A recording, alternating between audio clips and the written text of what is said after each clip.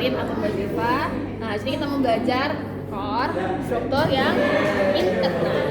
Tadi yang senang udah kan Mbak Ziva? Oke. Kita mulai dulu dari core yang Dextra dulu ya. Aku mau dari Sinistra dulu. Kita yang biar langsung. Oke, kita mulai dari ruangan yang aku buka nih. Ini nama ruangannya apa? Atrium Dextra, betul. Dia tuh ada struktur yang halus, ada struktur yang kasar. Kalau yang halus namanya ya sinus venorum cavarum, tempat masuknya si sinus vena-venanya itu ya. Terus ada juga yang kasar namanya ya musculus pectinati. Nah, terus musculus pectinati terus nanti dia tuh bakal memanjang ke atas, jadilah struktur yang namanya auricula. Ya, si auricula ini dia tuh dari musculus pectinati. Auricula ini ada di atas sini ya, dia tuh kayak keluar dari jantungnya, terus dia lebihin ke atas ini. Nah, dia ini kayak buat nambah volume ruangannya, luas ruangannya buat nampung darah. Nah, terus bagian halus sama kasarnya ini bakal dibatasin oleh apa? Kalau di bagian dalam namanya apa? Nah, kalau di bagian luar namanya ya jangan ketuker ya. Kalau misalkan berarti dia lebih meninggi. Kalau sulcus berarti dia bakal lebih masuk gitu. Jadi dia di luarnya itu akan masuk, sehingga di dalam itu dia bakal nonjol. Oke, nah terus abis itu ada juga lubang di sini yang sekarang udah menutup, namanya apa? Fossa oval. Nah, si fossa oval ini dia membukanya pada saat apa? Fetus, masih bayi, masih janin gitu. Bukan bayi sih, lebih kecil lagi, masih janin, masih bulan ibu. Karena kalau kalian belajar sirkulasi fetus itu dia kecampur ya, darah dari atrium dextra ke sinistranya. Nah, terus selain itu dia juga ada namanya limbus gitu. Limbus itu kayak yang peninggian di sekitarnya gitu. Nah, terus kalau kalian tahu kenapa sih dia itu saat bayinya lahir ini bakal menutup. Nah, jadi kalau bayi masih di perut ibu kan kita nggak pakai paru-paru kan buat pertukaran oksigen, sehingga perbedaan tekanan antara atrium dextra sama syafus dikit gitu.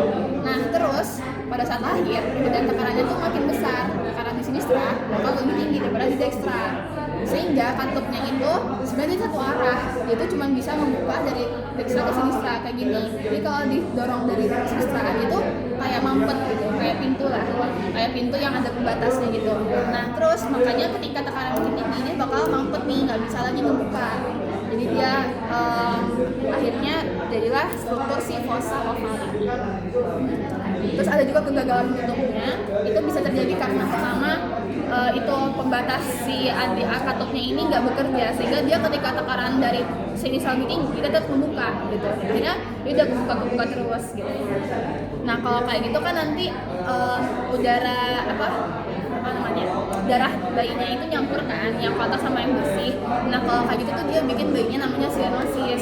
Jadi dia kekurangan oksigen, karena oksigen dalam darahnya tuh kadarnya menurun karena udah kecampur sama yang kotor kayak gitu. Oke, nah terus sekarang kita belajar lagi apa aja sih yang bermuara ke si atrium dextra ini. Kalau dia ada dua vena cava. Berarti vena cava apa aja? Superior sama inferior. Berarti nama lubangnya ostium, vena cava superior dan inferior. Oke, terus kalau yang dari sinus coronarius namanya ostium sinus coronarius. Kalau dari vena cordis minimiae namanya ya foramina venarum minimarum. Nah, tapi kenapa namanya foramina bukan foramen? Karena itu sebenarnya banyak lubang-lubangnya, kecil-kecil. Nah, terus kita bertanya-tanya juga nih, apa sih bedanya sinus coronarius sama vena cordis minimiae? Sebenarnya dua-duanya itu dari jantung ya, bawa darah kotor dari jantung. Tapi kalau sinus coronarius itu dia bawa darah dari vena-vena besar di sini nih. Kan dia besar nih, nanti dia tuh bakal ngumpul di bagian belakang sini. Ini namanya sinus coronarius. Baru nanti dia masuk lagi ke sini, ke atrium dextra. Tapi kalau yang vena cordis minimiae itu dia bawa vena-vena yang ada dalam jantungnya sendiri, dalam jaringan-jaringan jantungnya. Jadi nanti dia bakal masuk juga balik lagi ke jantungnya lewat lubang yang lebih kecil-kecil kayak gitu. Gitu sih bedanya. Oke. Sekarang ke ini sekarang tutup. Terus tadi ya kalau ostium atrioventricle itu berarti nanti lubang yang ngalurin dari atrium ke ventricle. Nanti ada katanya kita pelajarin juga. Sekarang kita langsung ke ventricle-nya.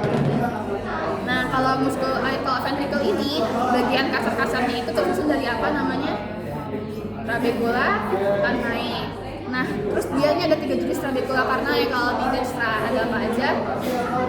Papillaris, terus sama yang tinggi biasa ya. Nah, terus kalau trabecula septomarginal itu sebenarnya gimana sih maksudnya?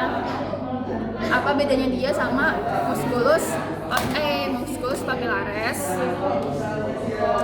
Ini ya. Jadi sebenarnya trabecula septomarginal itu yang ini atau kita sebut dengan moderator band. Nah, terus yang ini tuh yang musculus papillaris. Bedanya itu kalau musculus papillaris dia itu langsung nempel sama chorda tendinae atau si benang-benang tendon yang nyambung ke katup ini. Kalau trabecula carinae ini sebenarnya dia cuma nyambungin dari dinding interventricle ini ke musculus papillarisnya gitu. Nah, dia tuh fungsinya buat membawa konduksi listrik. Nah, kan kalau kalian tahu nanti konduksi listriknya itu kan dari sini ya, dari nodus AV terus ke bundle of His, dia tuh bakal bercabang 2. Jadi crus dextra sama crus sinistra. Nah, dia ini bawa dari yang crus dextra ya, berarti kan mau ke ventricle dextra. Terus nanti dari sini dari moderator band langsung ke musculus papillaris. Sebenarnya intinya itu biar kontraksi dari musculus papillaris ini lebih seirama gitu sama yang dari pusat.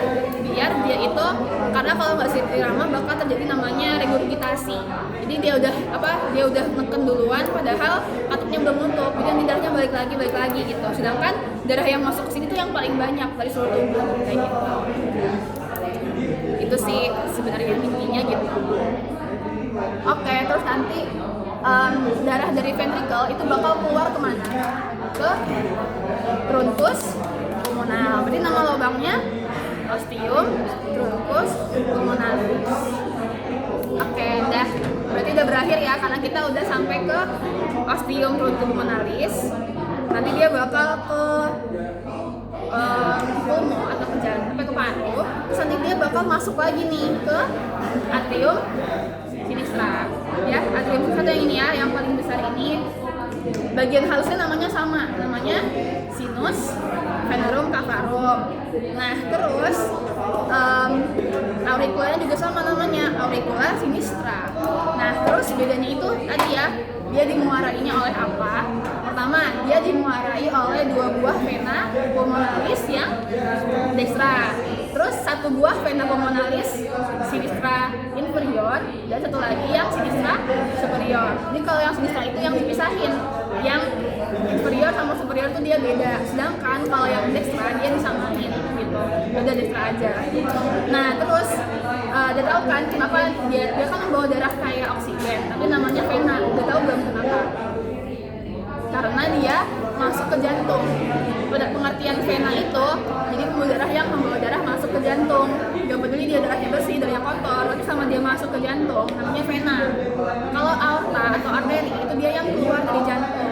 Jadi mau dia darahnya kotor, mau dia darahnya bersih, tetap namanya arteri, aorta gitu. Oke. Nah, terus sama nanti ada juga ya fossa ovalisnya masih ada di sini. Nah, nanti ada katupnya, nama katupnya valvula foraminis oval.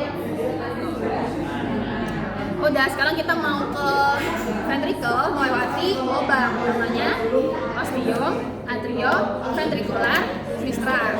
Nah, sekarang kita buka ada apa sih di ventricle? Nah, dia ini berarti lebih tebal ya, apanya? Miokardiumnya lebih tebal. Kenapa harus lebih tebal? Ya, karena tekanannya lebih besar butuhnya buat ke seluruh tubuh. Oke, terus nah di sini tuh nanti dia bakal membentuk bagian ujung jantung nih yang lancip, namanya apex cordis ya. Jadi apex cordis itu bakal lebih ke kiri karena dia di ventricle sinistra. Nah, terus dia ini ada juga musculus papillarisnya nih yang nanti nempel lah si chorda tendinanya. Nah terus nanti dia bakal keluar mau kemana? Ke aorta. Jadi nama lubangnya disebutnya dengan ostium aorta. Oke. Terus sekarang udah selesai nih bahas sengkut interna. Sekarang kita mau bahas katup dari jantungnya. Berarti katup dari jantung tuh total ada berapa? 4 ya. Dibagi dua yang atrioventricle, 2 lagi ya semilunar. Nah semilunar ini berarti nanti yang keluar dari jantungnya. Nah terus sekarang kita bahas yang atrioventricular dulu. Yang atrioventricular itu dia ada yang katupnya 2 atau bicuspid, ada yang tricuspid. Nah kalau yang bicuspid itu dia dextra atau sinistra? Dextra ya, nama lainnya berarti mitral atau mitral. Nah berarti yang di dextra itu yang tricuspid, yang ada 3. Terus kalau yang semilunar sendiri dia tuh ada apa ya? Ada kayak 3 daun juga gitu, ada 3 katup. Dia ini kalau yang mana ya? Kalau yang pulmonal dia itu adanya mereka tuh sama-sama punya dextra sama sinistra. Tapi kalau yang pulmonal punyanya anterior atau posterior? Anterior ya kalau yang pulmonal. Kalau yang aorta dia punyanya yang posterior. Ingat aja kalau pulmonal kan sebenarnya posterior, tapi dia dibalik. Jadi yang aorta anterior punyanya jadi punya pulmonal. Kalau yang pulmonal punyanya yang anterior gitu ya. Oke. Jadi kebalikan dari inisialnya. Udah deh. Terus nah jadi pertanyaannya sekarang chorda tendinae ini dia itu pada saat katupnya menutup dia bakal menegang atau bakal relaksasi? Bakal menegang ya, si katup ini bakal menegang. Terus pada saat katupnya tutup ini musculus papilarisnya dia bakal kontraksi atau relaksasi? Kontraksi ya jawabannya. Jadi dia bakal kontraksi, terus katupnya menegang sehingga dia bakal nutup. Nah jadi kontraksi itu nggak selalu katupnya ini bakal makin pendek kan kalau apa dipikirin juga kalau kontraksi kan bisa makin pendek, berarti ketarik dong, berarti buka dong. Tapi enggak, itu dia ketika dia kontraksi yang dia hasilkan itu mungkin dia makin tegang, panjang sehingga dia bakal menutup si katupnya. Gitu. Jadi kontraksi itu efek yang dihasilkan pada otot tuh beda-beda, gak selalu dia memendek, bisa aja dia tetap sama ukurannya, cuma lebih tegang aja gitu. Udah ada yang mau nanyain? Udah ada? Belum ada? Ya udah, tunggu sesi berikutnya.